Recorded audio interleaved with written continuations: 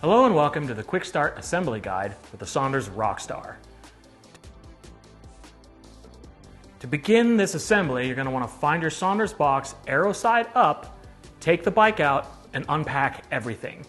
Once it's all unpacked, you'll find the front wheel, pedals, accessory fenders, and the display ready to mount on the bike. We'll install those components, and then we'll get ready to ride. To begin the assembly, support the bike in a stand or get a friend or someone to help hold the front of the bike up while you install the front wheel. That's to avoid setting this rebound knob on the bottom of the fork down on the ground. To begin installing the front wheel, first, remove the quick release that will be shipped in the fork. Open the quick release lever and just unthread it from the fork and pull it out. Next, take the front wheel and carefully insert it into the fork, guiding the disc rotor into the caliper as you do so. The fork has stops to retain the wheel, so you can simply insert it as far as it will go. When you reinsert the quick release, make sure you don't lose this backing nut. It fits in the opposite side of the fork. Reinstall the quick release, thread it tight, and close the lever.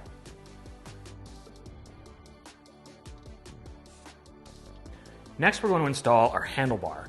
We're going to remove the faceplate from the stem, install the bar, taking care to center the bar in the stem when we do so, replace the stem faceplate, then we'll rotate it into position and tighten the bolts in an X pattern, making sure that when we're done, the space between the top and the bottom of the stem faceplate is about the same.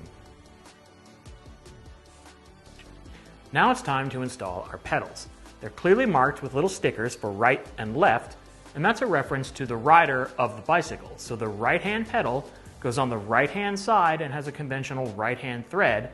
The left-hand pedal goes on the rider's left-hand side and has a left-hand thread. It should be easy to thread the pedals into the crank by hand. You should only need the wrench to put the last little tightness on the pedal. Now we'll install the front and rear mudguards onto the Rockstar. The hardware is included and you'll find it in the location where the fenders will mount. The front fender goes with the short end forward and the long end back.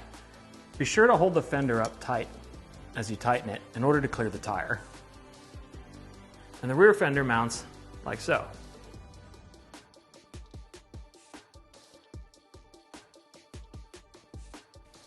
Locate your SONDORS main display with integrated USB port.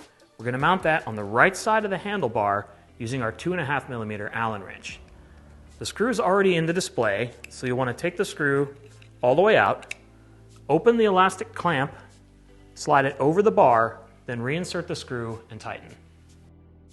Next, locate the control panel for the bike and install it on the left side of the handlebar between the throttle and the dropper post push button. Install this part with a 3mm Allen wrench. Remove the screw located on the bottom of the control panel, open up the lever, and install it on the bar, then retighten the screw.